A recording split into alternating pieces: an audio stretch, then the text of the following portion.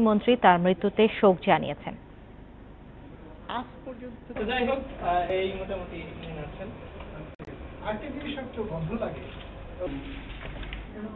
এবারে খেলাধুলার খবর জানাবেন রহমান পেয়ার। ধন্যবাদ সোনিয়া। খেলাধুলার বেশ কিছু খবর রয়েছে আমার কাছে, জানিয়ে দিচ্ছি সবকিছুই। নারী ও শিশু নির্যাতন মামলার কারণে রুবেল হোসেনের বিশ্বকাপের চূড়ান্ত দলে থাকা নিয়ে শঙ্কা তৈরি হয়েছে। তবে বাংলাদেশের হয়ে দ্বিতীয় বিশ্বকাপ খেলার ব্যাপারে আত্মবিশ্বাসী রুবেল। মাঠের বাইরে সময়টা ভালো কাটছে না রুবেল হোসেনের। নারী ও শিশু নির্যাতন মামলায় নিজেকে নির্দোষ প্রমাণ করতে ব্যর্থ হলে বিশ্বকাপ খেলার স্বপ্ন তো বটেই, ক্যারিয়ারটাই শেষ হয়ে যেতে পারে বাংলাদেশের অন্যতম সেরা এই পেসারের।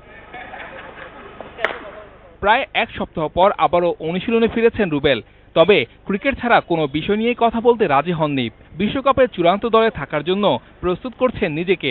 জিম্বাবুয়ের সাথে আমি ওয়ানডে সিরিজে ভালোই বোলিং করছি, দেন ওইভাবেই প্রিপারেশন নিচ্ছি আর কি। কারণ এখন এই প্রিমিয়ার লিগ চলতেছে, এই খেলাগুলো অনেক খেলছি আমি। সামনে সুপার লিগ আমাদের টিম উঠছে, ওইখানে প্রমাণের চেষ্টা করবো।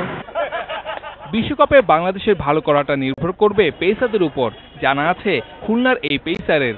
যে সিরিজগুলো হচ্ছে অস্ট্রেলিয়াতে, আপনি এখানে দেখবেন বলাররাই কিন্তু ওদের ভূমিকাটা বেশি থাকে আর কি। ধরেন ওইখানে আপনার 3-4টা পেস বলার খেলায় ম্যাক্সিমাম টিমে, ধরেন ওইভাবেই হয়তো বা টিম করবে আর কি। ধরেন আমাদের উপর অনেক দায়িত্ব থাকবে আর কি টিমের পেস বোলারদের উপরে, কারণ অস্ট্রেলিয়ার উইকেটটা সাধারণত পেস বোলারদের সহায়তায় হয়। নারী ও শিশু নির্যাতন মামলায় গতবার রুবেলকে 4 সপ্তাহের আগাম জামিন দিয়েছেন high court. Saiful Majumdar, independent news, Dhaka. নিচ্ছে একটা